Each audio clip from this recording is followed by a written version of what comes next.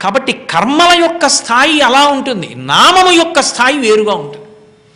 మహామరణ కాలమునం ప్రఖ్యాతమతిన్, వీడు ఏ కారణానికి చెప్పాడని వదిలేయండి. ఎన్ని పాపకర్మలున్నా ఒక్క ప్రాయశ్చిత్తం లేకపోయినా చచ్చిపోయే ముందు నారాయణ అన్నాడు, కాలిపోయాను ఆ పాపాలు. ఇంకెక్కడున్నాయి? అసలు మీరు కనపడడానికి వీల్లేదు, ఇంక వీడికి ముందు వెళ్ళిపోండి మీరు. వాళ్ళు తెల్లబోయారు, ఇలా చెప్పచ్చా మేము యమధర్మరాజు గారి దగ్గరికి వెళ్ళి అన్నారు. చెప్పండి, మేము చెప్పామని చెప్పండి అన్నారు. ఇదేమిట్రా చాలా విచిత్రంగా ఉంది, ఏమిటి ఈ సిద్ధాంతం, ఏమిటి ఈ చర్చ, ఏమిటి? మహామరణ కాలమునన్ ప్రఖ్యాతిమతిన్ హరిపుణ్యనామ సంభూత సుధామయాద్భుత విభూతికరక్షర సంగ్రహంబునన్ అంటున్నాడు. ఆ హరినామమును పలికినంత మాత్రం చేత దానిలోంచి స్రవించేటటువంటి అమృతము వలన సమస్త పాపరాశి దగ్ధమైందంటున్నాడు. సరే ఇదే చెప్తాం, వాళ్ళు బలవంతులు తోసేశారు, మనం ఏం చేయలేము, మనం భయపెట్టలేము ఇప్పుడు అజామీలుణ్ణి. అందుకని చెప్పి వాళ్ళు వెళ్ళిపోయారు. వాళ్ళు రావాలి మళ్ళీ కొంతకాలం అయ్యాక, ఇప్పుడు వాళ్ళు రావద్దని చెప్పారు. ఈ 15 రోజుల్లో మళ్ళీ ఏమైనా చేస్తారండి మీ ఇష్టం. వాడు 15 రోజుల్లో ఏమీ చేయకపోతే మీరు రావడానికి వీలేదు, ఎందుకంటే వాడికి పాపం లేదన్నారు వాళ్ళు. ఇప్పుడు వాళ్ళు ఖాతాలు చూపించి అసలు మాట్లాడాలి కదా. ఏమంటే మేము వెళ్ళినప్పుడు వాడు నారాయణ అన్నాడు, ఏం లేవు అంటున్నారండి వాళ్ళు. ఎవరో వచ్చి చెప్పొద్దు యమధర్మరాజు గారికి. అసలు యమధర్మరాజు గారి పాశములు విఫలమైనటువంటి రెండవ గాథ మార్కండేయుడి తర్వాత అజామీలుడిది. కాబట్టి ఇప్పుడు వాళ్ళు మళ్ళీ వెళ్ళిపోయారు. వెళ్ళిపోయిన తర్వాత అజామీలుడు ఇన్నాళ్ళు ఇంత రొంపిలో ఉన్నవాడికి సహజంగా బ్రాహ్మణుడు కదూ, శాస్త్రప్రవేశం ఉన్నవాడు కదూ మొదట్లో. అందుకని ఒక్కసారి ఇద్దరి చర్చ విన్నాడు. విని 2 చేతులు ఎత్తి విష్ణుభటులకు నమస్కారం చేసి ఏదో మాట్లాడబోయాడు. వాళ్ళు అంతర్ధానం అయిపోయారు.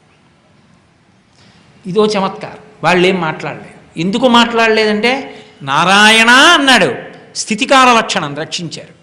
ఇప్పుడు వాడితో మాట్లాడి వాడితో చర్చ చేయడం వాళ్ళకి అనవసరం, వాళ్ళు అంతర్ధానం అయిపోయారు. వీడు ఇంకొంచెం సమయం ఉంది కదా, మరి ముందు కదా వస్తారు వాళ్ళు, ఆ తర్వాత చిట్ట చివరి రావాలి, కొద్దిగా సమయం ఉంది. ఇప్పుడు అసలు మనిషి జీవితంలో ప్రాయశ్చిత్త కర్మ కన్నా కూడా చాలా గొప్పది పాపములను కాల్చి జీవితాన్ని ఉత్తరక్షణంలో మార్చేయగలిగినది ఒక్కటే ఉంది, దాన్నే పశ్చాత్తాపం అంటారు. ప్రాయశ్చిత్తం వాయిదా వేయిస్తుంది, పశ్చాత్తాపం ఇక వాటితో సంబంధం లేకుండా తరింపచేసేస్తుంది. పశ్చాత్తాపం అంటే తనలో తానే కాలిపోతాడంతే. ఇంకా ఇప్పుడు అతనిలో పశ్చాత్తాపం అంకురించింది. ఎటువంటి పరమేశ్వరుడు, ఎంతటి ఉదారుడు, ఎంతటి దయాశీలి. వాళ్ళు ఏం చెప్పారు ఆ విష్ణుభటులు, ఎంత గొప్ప మాటలు చెప్పారు. ఎక్కడి నుంచి వచ్చింది నాకు ఆ పుణ్యం?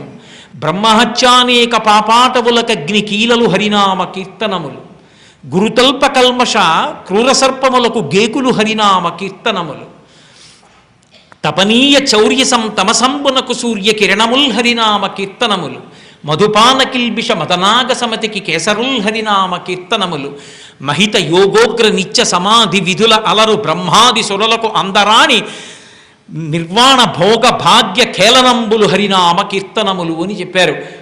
ఒరే పాపం పోవడం కాదురా, మహాప్రఖ్యాతమతిన్ చిట్ట చివర భగవన్నామని చెప్పినటువంటి వాడు బ్రహ్మహత్య లాంటి పాపాలు పోతాయి.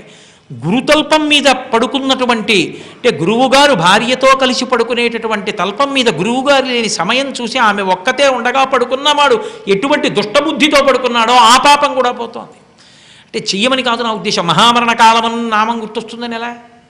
కాబట్టి గురుతల్ప కల్మష క్రూరసర్పములకు గేకులు హరినామ కీర్తనములు, అటువంటి పాపములనే పాములకు హరినామములు నెమళ్ళ వంటివి. దొంగతనం చేయడం కన్నా భయంకరమైన పాపం లేదు. దొంగతనం చేయడం అనేటటువంటి చీకటి పాపానికి సూర్యకిరణముల వంటివి హరినామ కీర్తనములు. మధుపాన కిల్బిష మదనాక సమితికి కేసరుల్ హరినామ కీర్తనములు. మద్యపానం చేయడం కన్నా భయంకరమైన పాతకం ఇంకొకటి లేదు. మద్యపానం చేయడం అనేటటువంటి పాపాలని ఏనుగుల గుంపులకి సింహం లాంటిది హరినామ కీర్తనం. మహిత యోగోగ్ర నిత్య సమాధి విధుల అలరు బ్రహ్మాదిసురులకు అందరాని భూరి నిర్వాణ సామ్రాజ్య భోగ భాగ్య కేలనంబులు హరినామ కీర్తనములు. చతుర్ముఖ బ్రహ్మగారికి కూడా అందనటువంటి మోక్ష సుఖాన్ని ఇవ్వగలిగినటువంటి అద్భుతమైనటువంటి శక్తి ఒక్క భగవన్నామానికి ఉంది. అటువంటి నామాన్ని వాడు పలికాడు. భగవన్నామం ఎక్కడ పలికాడండి? కొడుకు పేరు పెట్టి కదా పిలిచాడంటారేమో. బిడ్డ పేరు పెట్టి పిలిచిననైనా, విశ్రామ కేళినైనా, పద్య గద్య గీత భావార్థములనైన కమలనయను తలుప కలుషహరం. వాడు ఏ కారణానికి పిలిచాడన్నది పక్కన పెట్టేసేయండి. బిడ్డ పేరు పెట్టి పిలిచిననైనా, అందుకే పిల్లలకి పేరు పెట్టేటప్పుడు భగవన్నామం పెట్టేవారు పూర్వం. పెట్టి ఆ భగవన్నామాన్ని పిలుస్తూ ఉండేవారు. ఎందుకని ఆ పిల్లాడిని అలా పిలుస్తున్నప్పుడు భగవన్నామం పలుకుతూ ఉంటాడు. బిడ్డ పేరు పెట్టి పిలిచిననైనా విశ్రామ కేళినైనా, ఏదో విశ్రాంతిగా ఉన్నప్పుడు ఆడుకుంటూ కూడా, అందుకే పరమపద సోపాన పటము అని పూర్వం ఏదో వశిష్ఠుడి దగ్గర పడ్డాను, విశ్వామిత్రుడి దగ్గర పడ్డాను, పరమపద సోపాన పట్టణంలో వలన ఋషి దగ్గర పడ్డాను, వాళ్ళ పేర్లు ఎత్తేవారు. కాబట్టి విశ్రామ కేళినైనా, ఆడుకున్నప్పుడైనా సరే, చిట్ట చివరికి పద్య గద్య గీత భావార్థములనైనా, చదువుకున్న పద్యం, చదువుకున్నటువంటి గద్యం, చదువుకున్న పాట ఏదైనా భగవన్నామానికి సంబంధించినది, భగవద్వైభవానికి సంబంధించినదైతే అది కూడా శ్రీమన్నారాయణుని యొక్క అనుగ్రహాన్ని తెచ్చిపెట్టడానికి సాధనమే అవుతుంది తప్ప వేరొక విధంగా ఉండదు. ఒక మంత్రజపం చెయ్యాలి అంటే నియమాలు ఉంటాయి. ఎలా పడితే అలా జపం చేయడానికి వీల్లేదు. అంగన్యాసకరన్యాసాలు ఉండాలి. ఒక యజ్ఞయాగాదులు చెయ్యాలంటే నియమాలు ఉంటాయి. ఒక పూజ చెయ్యాలంటే నియమం ఉంటుంది. భగవన్నామం చెప్పాలంటే అసలు ఏ నియమం అవసరం లేకుండా చెప్పడానికి అవకాశం ఉన్నది ఒక్క భగవన్నామమే.